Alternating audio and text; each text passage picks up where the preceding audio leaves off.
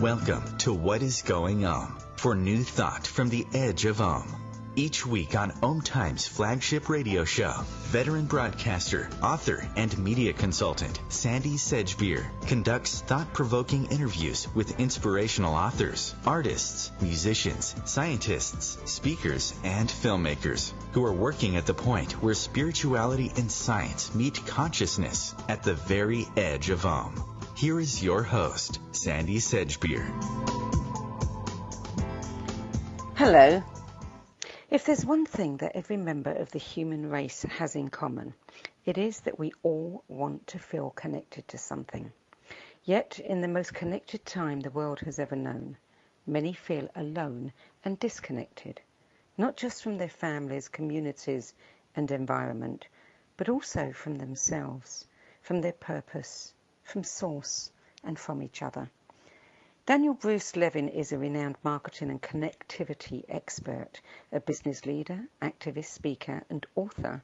His latest book, The Mosaic, is an extraordinary tale that's being held by leading spiritual teachers and authors as a powerful, heart-expanding parable that focuses on what brings people together, not what divides us, and demonstrates that everyone is part of a coherent world, a mosaic of human beings in which each of us has a vital role to play.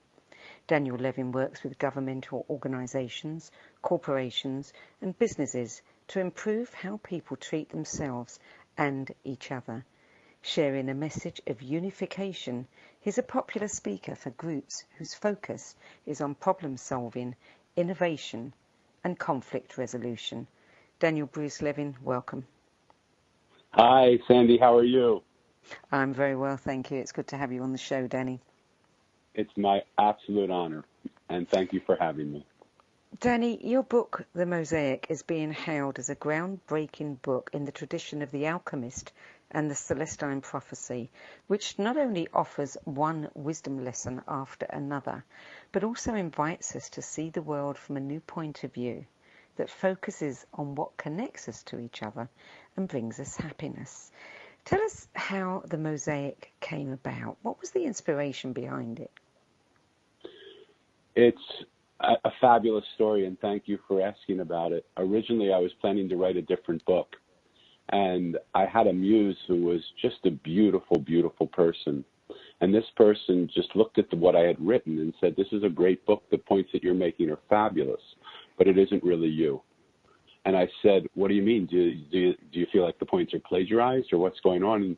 And the person said to me, no, not that at all, but you're a storyteller.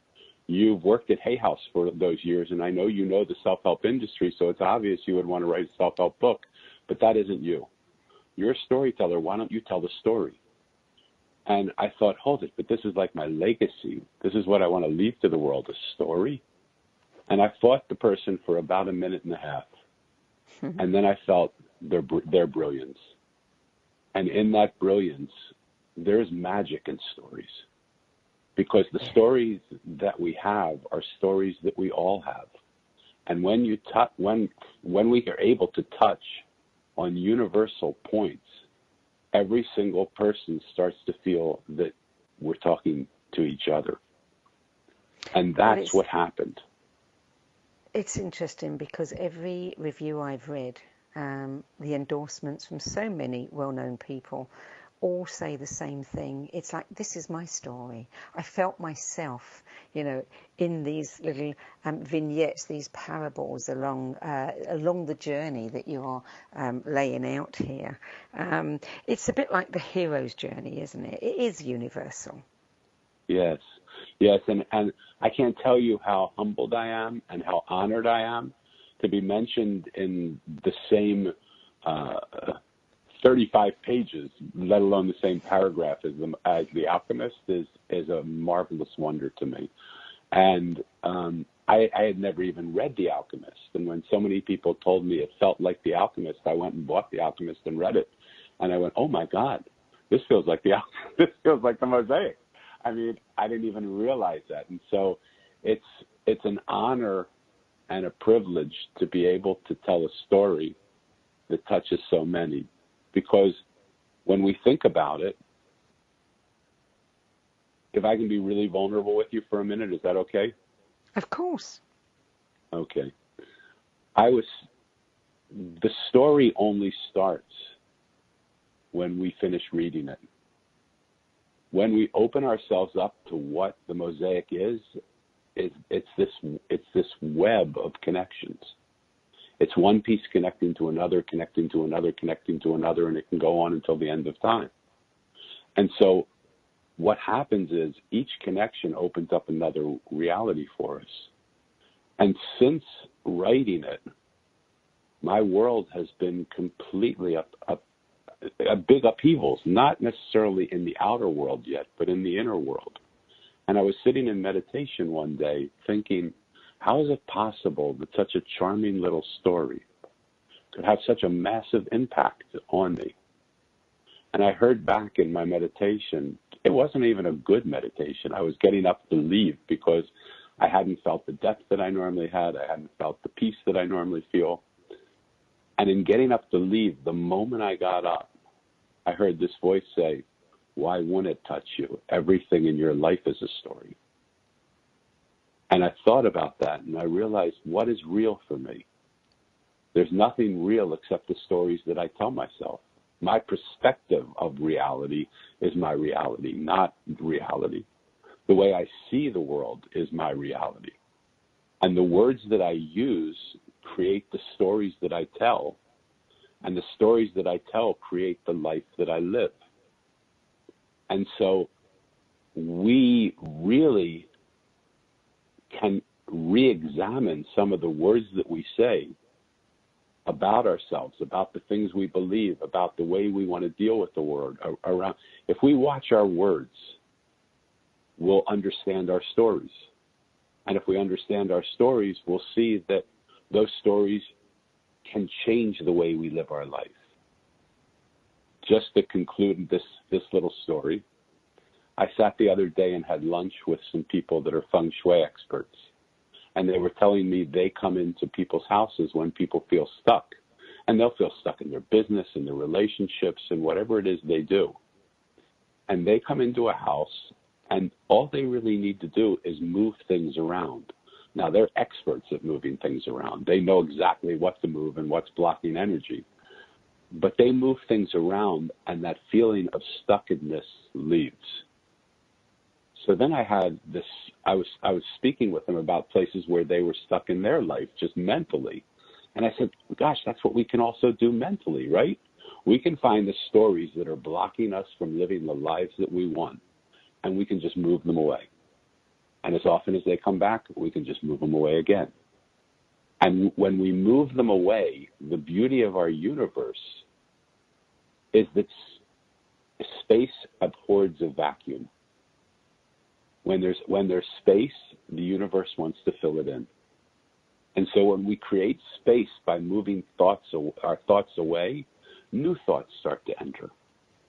And when new thoughts start to enter, we have new possibilities. And if those thoughts limit us, move those away. And it's really, really such a simple, beautiful practice. And it really touched me. The simplest things are the most powerful. I mean, we spoke earlier about the Alchemist. You know, you think about the 4 agreements. You think about some of the books that have had the smallest books, the simplest books, have had the most massive impact on people. And I think it's because, you know, they get to the essence of what's true and what's real. And we know it. Yeah. And we cannot help but be moved by that. Yes, I so agree with you. And there were studies done years ago when I was studying psychology in college. And they had 2 professors teach the same class. One said the lesson in the most obtuse, complicated format you could ever imagine. And one broke it down to the simplest, easiest to understand presentation anybody could ever have. And they had the students that took both those classes comment on who was the smarter teacher, who was the one that they would like to learn by, who was the one that gave the lesson more effectively. And 87% of the students commented that the one that was more obtuse was smarter, gave a better class. They couldn't understand it as much, but that's who they wanted to learn with. We love to complicate things. And the mind almost doesn't want to accept that it's so easy, because if it was so easy, why wouldn't we do it? We love to make it complicated and confusing and hard. And I even see that in some of the early feedback that I'm getting. When I send it out to publishers, they just said it's too simple. It's too easy. And the style of it is, but it all, I just moved those thoughts away and I just kept going. And I thought, how beautiful. Well, that's interesting you say that. I mean, you talk about publishers saying that it's too complicated. In fact, the publisher that you have is a publisher that has, published some of the most profound, best-selling spiritual works that, we've seen in the last several decades. Yes, yes. And I feel so, here's Sandy, here's the most beautiful thing. When we get into the flow of life, when we don't disrupt that flow, when we allow ourselves to move with it, there's an ease to life that happens. When we fight it, there's a dis-ease that comes to the life that we live. And oftentimes that dis-ease creates disease. And there's a big place in me right now that wants to say things are so much simpler than we allow them to be. I myself spend so much of my time fighting things, making it so that I don't stand up for myself. Nobody will. If I don't do this, it won't happen. If I don't create this, it won't happen. And what the Mosaic is teaching me over and over again is if I can just relax, if I can get into the flow of what is, and I can just go with it, life is happier, life is simpler, life takes less energy to get further, and I am more content. I feel my heart opening up more. I feel my walls dropping down more. I feel the connections that I have with people going deeper and deeper, not because I want to change them or fix them, just because I want to love them. Mm-hmm. And it's a beautiful way to live in ease. Well, I think the simplest way to live is the most beautiful way to live. Certainly it's the least stressful. So let's talk about the Mosaic for a few moments. I mean, it follows the journey of Mo, a boy who loses his parents 2 years apart on the same day. And when he asks the adults where his parents went, they tell him they're in heaven. So he sets out to find the place called heaven. And along the way, he meets an assortment of ordinary people who actually are anything but ordinary, as, all of us are anything but ordinary. Now, that mirrors situations in your own life. You lost your parents 2 years apart on the same day. Is Mo you?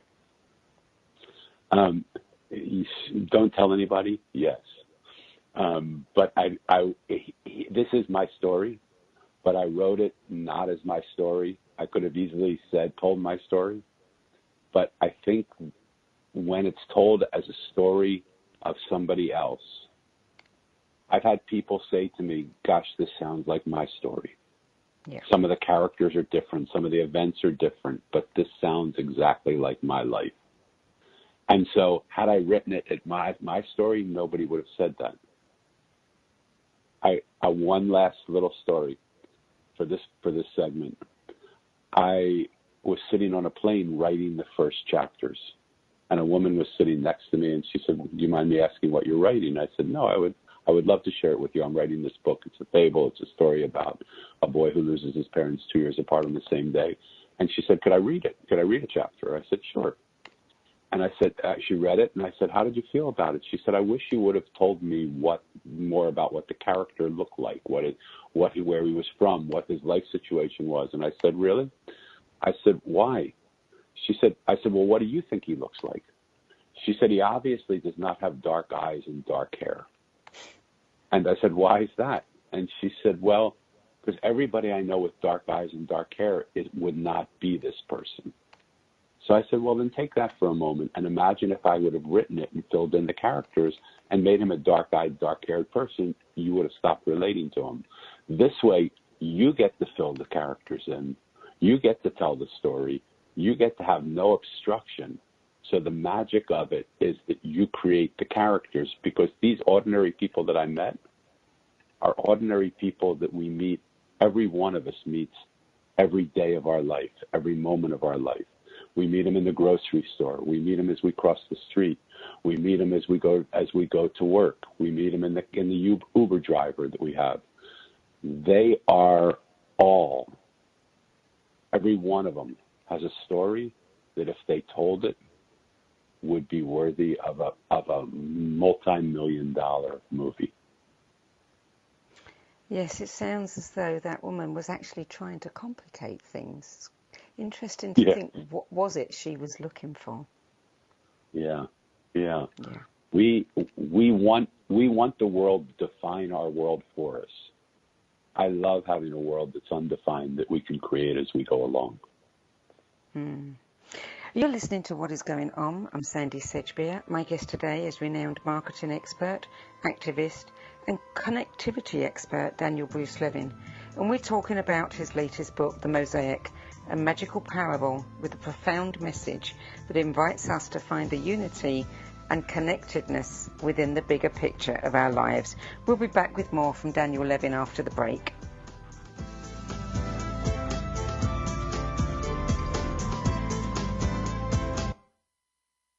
The future of Internet radio is here. OMTimes Radio, IOM FM. Ascending Hearts is no ordinary dating site, but a spiritual dating site with a purpose, to link you with your soulmate. We engineer the serendipity so you can trust that you will attune with someone that has the same matching vibration as you. Ascending Hearts, the conscious dating site for the spiritually aware. Try Ascending Hearts for free, ascendinghearts.com. More than 24 million Americans have an autoimmune disorder, and that number continues to grow. I'm Sharon Saylor, and I'm one of those 24 million. To put that number in perspective, cancer affects about 9 million and heart disease up to 22 million. That's why I've brought together top experts and those thriving regardless of their diagnosis to bring you the latest, most up-to-date information. Join me, Sharon Saylor, Friday night, 7 p.m. Eastern, for the Autoimmune Hour on Life Interrupted Radio to find out how to live your life uninterrupted. Hi, this is New Age Grammy winner Paul Avgerinos. Thanks for listening to OMTimes Radio, and please support my peaceful healing music with a purchase at iTunes, Amazon, or wherever you shop for fine music. Just put my name into the search engine, Paul Avgerinos. A, V like Victor, G like George, E-R-I-N-O-S. You can also visit me at roundskymusic.com. Thanks for listening, and I'm wishing you the brightest of blessings.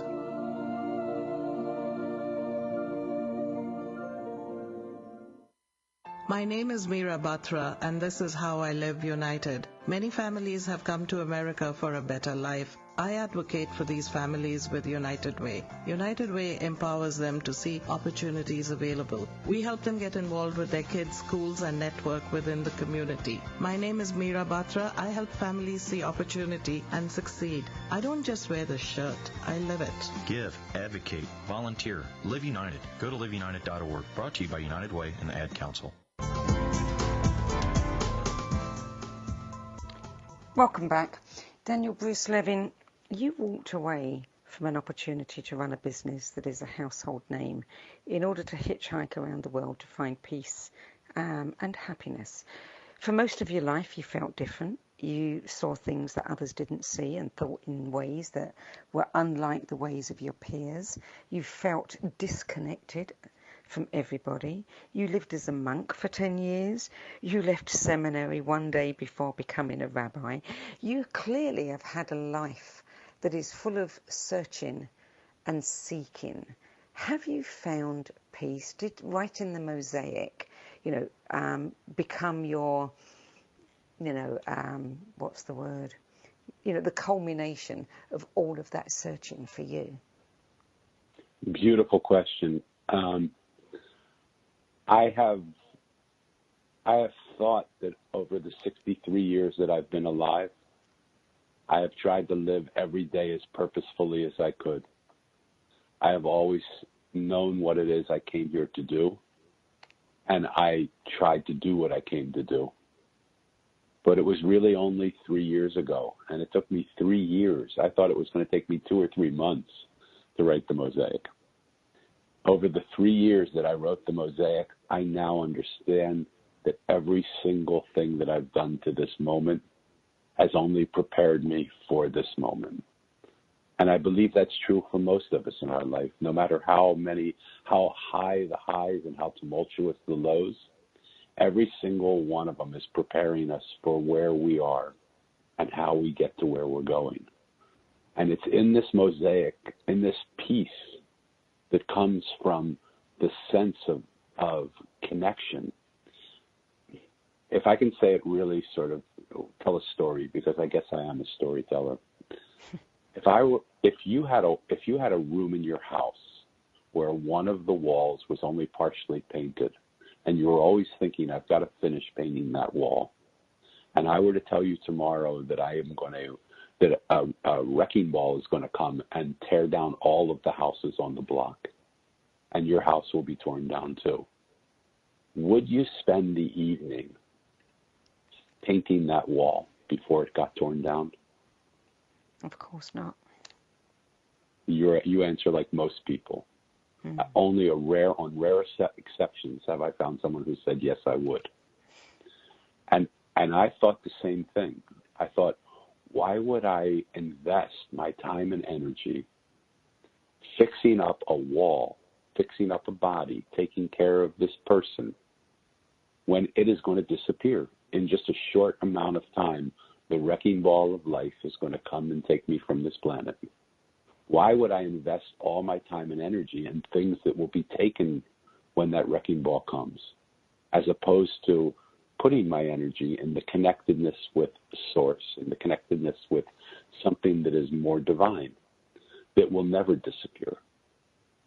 And I lived my life like that, and as long as I had that as my conclusion of my story, the GPS system that I navigated to get to that destination took me there. But it also took me through a lot of turmoil. It took me through a lot of pain in my body. It took me through a lot of mistakes that I made and decisions that I made, because I didn't think about taking care of the beauty of the house and the wall. I only thought about the destination. As soon as I understood, and this happened when I met a group of Tibetan monks. There were about 8 of them, and they had spent 3 months making a mandala out of sand. And all 8 of them worked probably 15, 16 hours a day making this mandala. Gorgeous, beautiful. And I had come over the course of the 3 months, and I had sat with them, and I had watched them, and they invited me to come see it when it was finished. It was exquisite. 15 minutes later, their Roshi walked in with a brush and just pushed his hand from side to side with the brush and destroyed the whole mandala. And I went to my friend who was the Buddhist monk, and I said, why? Why would he do that? I mean, you spent 3 months. And he said, go and ask him yourself. And he took me up to the Roshi. And I said, why? And he said, the purpose of our life is to create beauty every moment. It isn't for the beauty that it lasts. It's for the beauty of the moment that is. And that plagued me. It completely disrupted the way I lived my life. I couldn't figure out the answer to it until I realized just recently, because of a health scare, which turned out to be not real, that made me put a new destination into my GPS system. And the GPS now led me on totally different roads than the roads that I was traveling on before. And it was effortless now to make changes that I could never make before. And pretty soon we're going to have automated cars, right? We're going to put our destination into the car, into the GPS. We're going to sit back and relax. We're going to have chairs that massage us in the car. We're going to be taken care of, and it's going to drive us exactly to where we're going. To get from where we are to where we're going is effortless, as long as we put the destination to where we want to go in. Does that make sense? Yes, it does. It does. What I'm curious to know is, having grown up feeling so different and disconnected, at what point did that change? And did you become acutely aware of your connection and of our need to connect? The Mosaic did it to me. It's like in the 60s, and there was a show called Levin, and the constant saying was, "The devil made me do it." The Mosaic made me do it. When I started writing this story, I sat down with my friend, my God, my spirit, myself, and I said to them, "Why are you having me do this? I am absolutely the least likely person to write a book about connectivity. I'm the least likely person to work with companies in connectivity. I'm the least likely. All I really want to do is become a monk, because my connection is one place. My connection is to Source."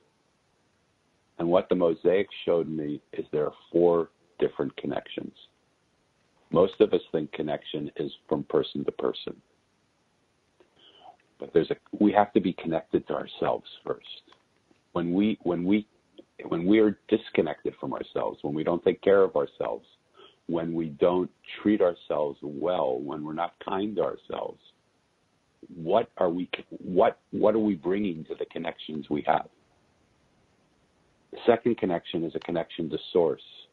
When we realize finally that we're in cooperation with something much bigger than we are, and we can move through the world. But when we get into the flow of the river, we move into the world with ease.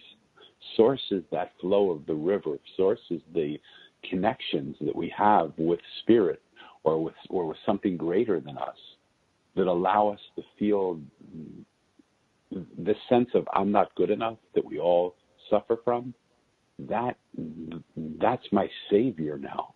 I know I'm not good enough. But when Source flows through me, there's nothing Source isn't good enough for. And then when I lived with that purpose, like I was saying about the GPS, when I know this is my destination, then that becomes the purpose of every action I take to get me to that destination. And all the battles become easy because my actions are purposeful actions to get to the destination that I have to go to. And then there's connection to other. So what it sort of said to me through this practice is, you just needed to get stronger in your connection to Source. Now you know. Now you're getting your connection to yourself. Now you're connected to Source. Now you know your purpose. Now go ahead and build your Mosaic. Now connect with other people, because your connections will be heartfelt, open, purposeful, loving connections with other people that are open, purposeful, loving, and connected to Source. And that's when the world changes. You have built your Mosaic. I mean, your work, you work with government organizations, corporations, businesses, yes, teaching people how to improve, the way they treat themselves and each other. Your message is one of unification. You speak about problem solving and conflict resolution through connection to one another. So it's completely turned around. Everything you do is about connection. Everything. And so in this time and day and age, and I don't want to get political or I don't want to get anything, but if we look around the world that we live in today, one of the things that we see is just about everywhere we look, there's discord. Yeah. And in that discord, what we find is people are talking, but very few people are listening. And really one of the key points of connectivity is when we feel listened to, when we feel validated. You don't need to agree with me. When I know that I've said something to you and you've listened to it, you acknowledge it, you validate it, I feel connected to you. You have every right to believe whatever you believe. But in this time and this age, I watched an interview on the news, and it was with CNN and one of the Trump people. They both spoke the whole time. Neither one of them listened to each other. Neither one of them heard each other. Neither one of them acknowledged each other. All they did was yell at each other, one louder than the next. And I thought, oh my God, that's what we do in this world. That's why we have the discord we have. We have silos of like-minded people getting stronger and stronger, and the gaps between those silos getting bigger and bigger, and we wonder why we're disconnected. We wonder why we're fighting each other. That happens in families, that happens in businesses, that happens in government, that happens in nation versus nation. If we continue in the way we're going, we can see the results already. And it's not a world that I want to hand over to my children. It's not the world I dreamed of handing over. My goal is to create a new world, a world where we don't have to agree with each other, but we can easily and certainly listen to one another and hear what's saying. Because if you think about, for me, I hold the belief system that anything is possible. Anything's possible. The only reason something's impossible to me is because I don't see a way yet to make it possible. And as long as I stay in my silo where people think like me and talk like me and believe like me, I'll probably not see many things different from what people are saying to me and believing, because we all believe the same thing or similar things. It's when we can create communities of like and unlike minds, when we can listen to each other and see the different perspectives that people bring to the same situation. That's when innovation happens. That's when the impossible. Suddenly now I start to have an idea that there might be another way to see this. And in the new way of seeing it, who knows, maybe the impossible will become possible. That's really the story that the Mosaic says in its charming little way. Mo meets these ordinary people, a garbage man, a street worker, a juicer, a gardener, not classic archetypes. But he sees, when he sits with them and talks to them, that he sees a completely new perspective. He sees their windows into his own spirit, into his own life. When we could sit with each other, listen to each other, we will show each other answers that we can't find on our own. And that's the work that I do with governments and corporations and families and people. And it's a beautiful work. It's a paradoxical situation that, we all want connection. We crave connection. We're built for connection. And yet we go through these cyclical periods, through time, where we completely disconnect from one another. I mean, you think about the First World War, the Second World War, we hear, that when people had this common enemy or a common goal, they were so much more open to one another. The barriers come down. And then as soon as, we have so-called peace, we all retreat behind our own walls again. Why? What is this about humanity that we crave and want connection, and yet we push it away? So I can only answer for myself, and if I can be vulnerable with you again, I'm a big, strong guy. I'm the type of guy that walks into the room and says, "Get out of the way, I'll take care of this." And yet, my heart has been hurt so many different times because I've trusted in people, I've believed in people. I stood up and gave my honest feedback, and it was either disrespected or stomped on, or somebody didn't like it. And I'm not saying it's anybody else's fault. It's just the stories that I made up about life. I've been hurt so many times that it's only natural that I would start to build walls around my heart to protect myself. And those walls, because I was ashamed that they were walls and that I didn't have the strength to stand up and be myself, I started to paint those walls and put storyboards on them that made them look like me, the real person. But they were just walls. And so is it any wonder when we try to connect with people and we have walls around us and my wall meets your wall, that we're disconnected? Because underneath it, I want you to see me, but I'm scared to death you'll hurt me. So until I can drop those walls and take it and stand with you, we'll never be connected. That's what this work is about. That's what the Mosaic is about. It's about that moment when the mortar between the Mosaic pieces dissolves and those two pieces become one piece.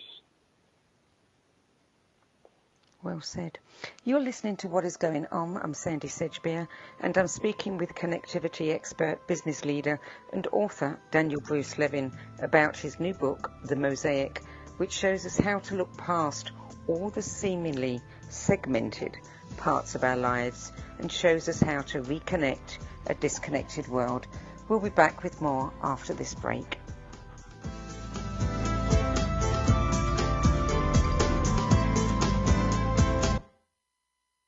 The cutting edge of conscious radio, OMTimes Radio, IOM FM.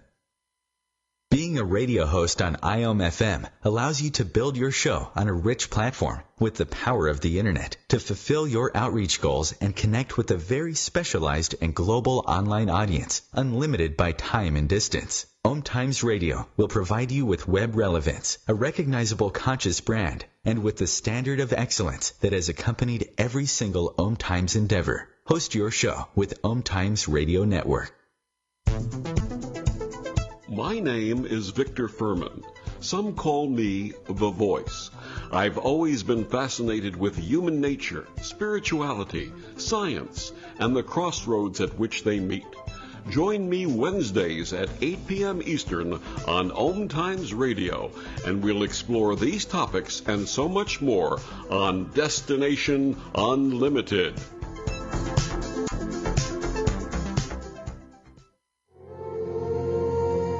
Hi, this is recording artist and composer Yuval Ran, inviting you to a voyage through the chakras, a new double album of guided meditations to transform your life, a sublime musical medicine for nourishing inner peace and reaching to your higher virtues.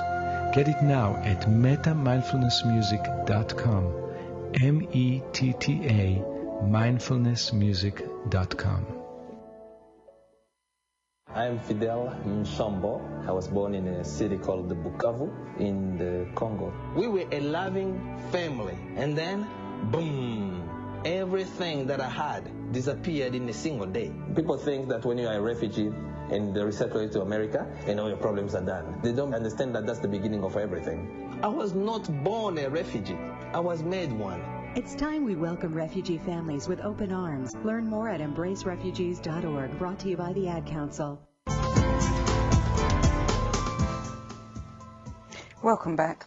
Daniel Bruce Levin, someone has described the Mosaic as not so much a book, but as a movement. And I know that you have, I guess you'd call it the Mosaic method that you've developed, which incorporates 4 practices. Tell us about those practices and tell us how the Mosaic could become a movement. Thank you so much. The practices are so, I love when a conversation comes sort of full circle, because we've talked about simplicity. And the practices sound so simple. They really, really do. And some of them we've heard so many times.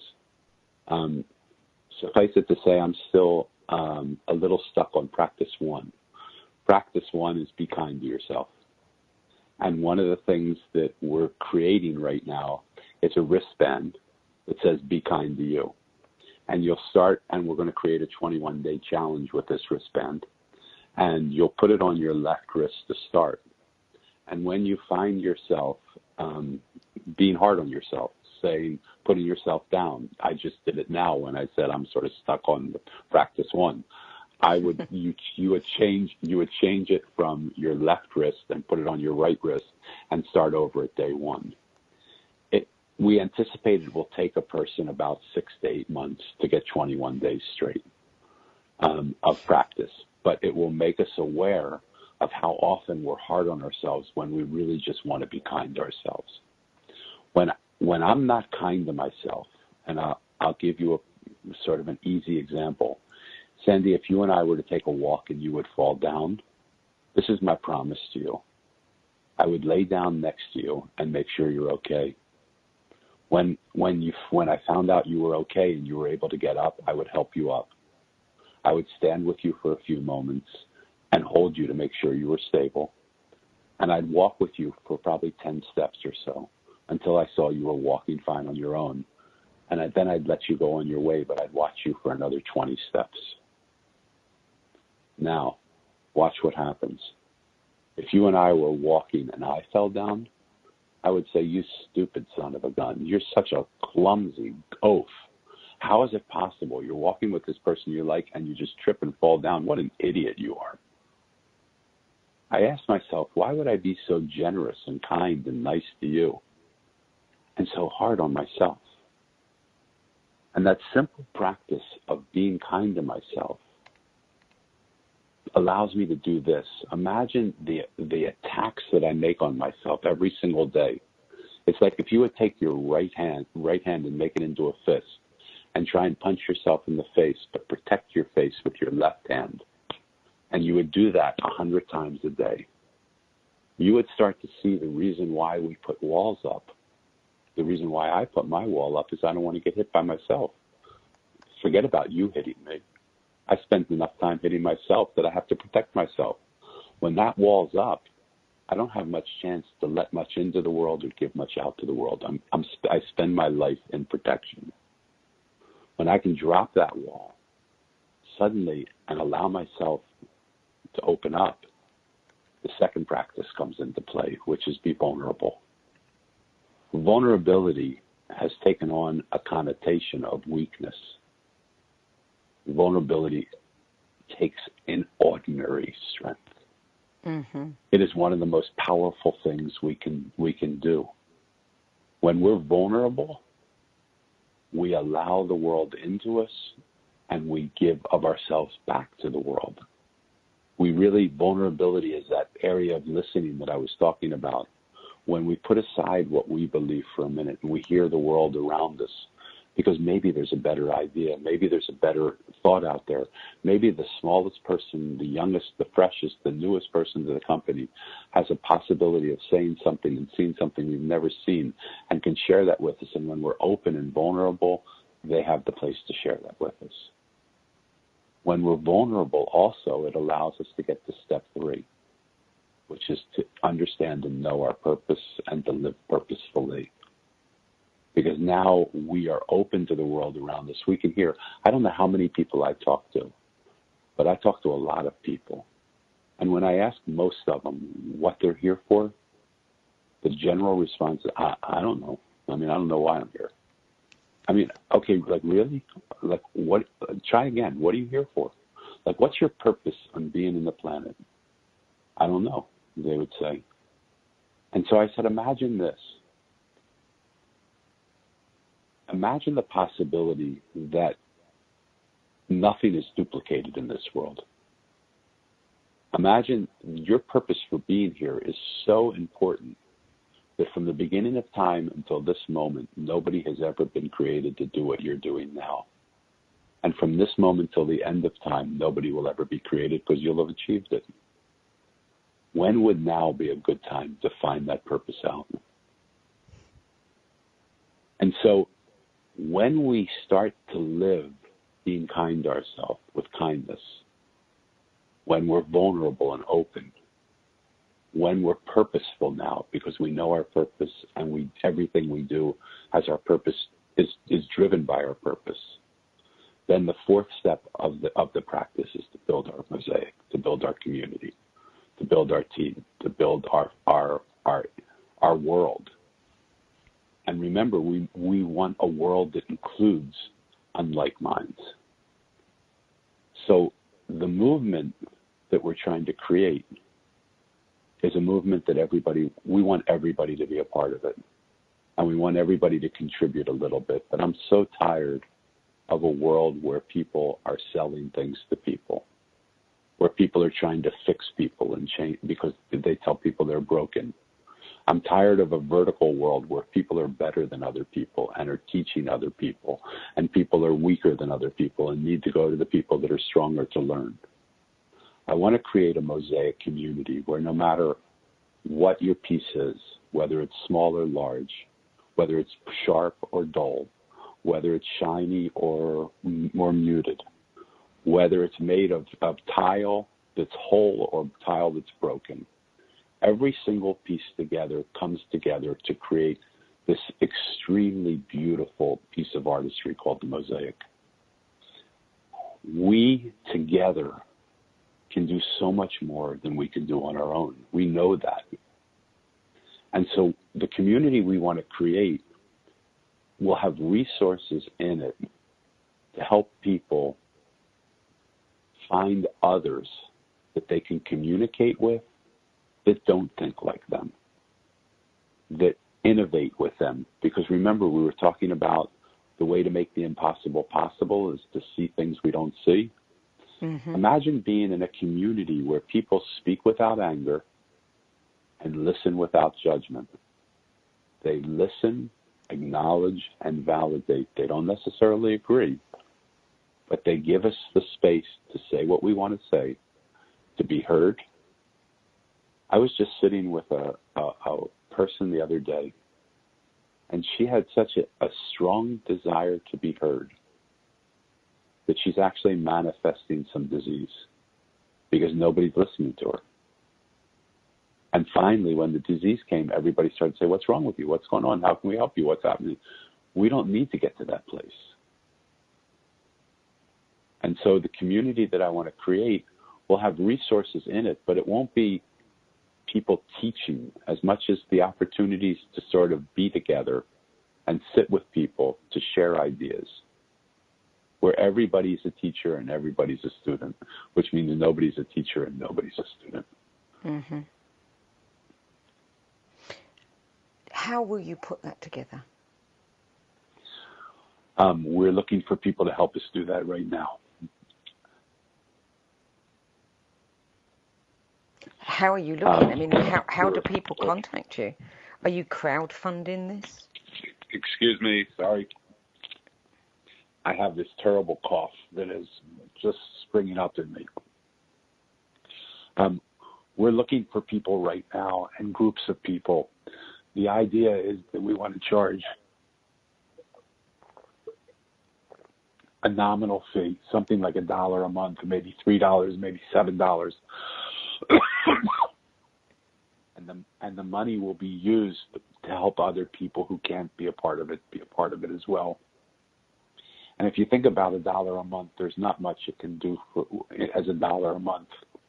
But when we get to the place where we're 100 million strong or 1 billion strong, imagine $100 million a month. Imagine $1 billion a month coming in. We, in America, our Constitution starts with 3 words. We the people. We the people doesn't exist anymore. We the red people, we the blue people, we the hippie people, we the conservative people, we the immigrants, we the homegrowns. We've segmented. We have to get back to we the people. And when we the people can stop fighting each other and start working together, like you said, around crises that exist, we come together. When we the people can come together and stop fighting, in a mosaic, not every part of every piece connects to every part of every other piece. All we have to do is find that place where we connect with somebody else. And when we connect, we create friendships. And when we're friends with each other, we give a lot of leeway for differences of belief. Because I know you love me and you know I love you. You're entitled to believe whatever you want. But when we're not friends, when we disagree, our disagreement takes center stage. So what we want to do is create these virtual places and these real places where people can come together on a very consistent basis. And they can innovate together. They can sit with each other and brainstorm and think about how to solve situations, not with somebody teaching them, but someone giving a perspective tank instead of a solution tank, where everybody gives different perspectives of how they see that situation. And then we can take those perspectives and deal with it the way we want to. But imagine if we were having $1 billion a month coming in through this. What we could do, we could end problems that have existed far too long. There should never be anybody that's hungry. There should never be anybody that doesn't get good health care. There should never be anybody that's homeless. There should never be anybody that doesn't have food to eat or a job. There should never be anybody that feels like they don't belong in a situation. There should never be anybody without clean drinking water. There should never be anybody who has to sell their body to make a living. These are the movements. This is the movement that I believe will make us proud to be alive.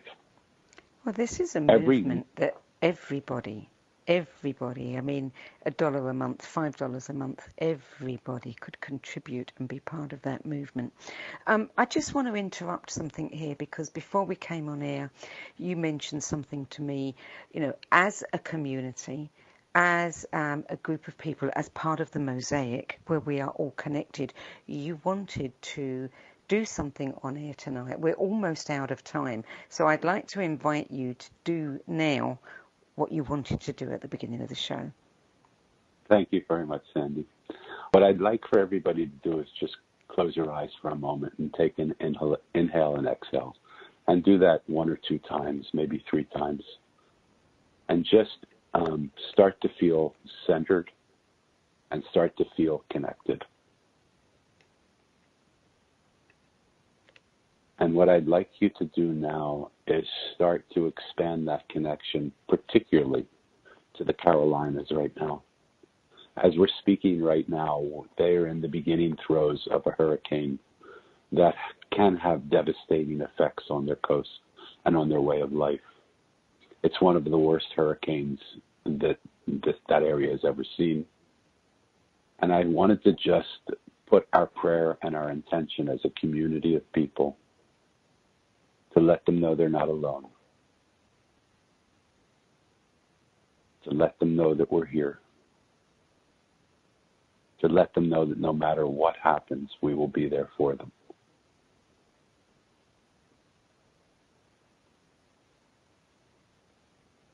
And now I want us to shift the energy from the people, and I want us to connect to the storm itself. The only reason a storm happens, the only reason destruction happens, and this was taught to me by my 29-year-old developmentally delayed daughter, is that she's not heard. When she tries to speak to me and I don't understand it, she speaks louder. When I don't understand that, she creates a scene. She throws a tantrum. When she throws a tantrum and that doesn't work, she tries running at me to try and bite me or tear my shirt. What I learned is that everybody does that. Nature does it too. When we don't listen to the symbols, signs, then what happens is nature has to create a situation. Ask nature what it wants us to hear. And in your prayer that you can do after we finish here, listen for that and send peace to the storm. So the storm becomes less than it needs to be. Thank you for that. Well, Daniel Bruce Levin, we are out of time now. I want to thank you for joining us today. Please, before we go, tell our listeners where they can get hold of the Mosaic, where they can learn more about you. Thank you so much. The Mosaic is available on Amazon.com. Just look it up, The Mosaic, Daniel Levin. And you can get a hold of me through my website, themosaiconline.com or danielbrucelevin.com. Thank you so much, Sandy. Thank you, Daniel. Bye-bye. I'm Sandy Sedgbeer. Thank you for joining me today. I look forward to being with you at the same time next week. Till then, it's goodbye from me.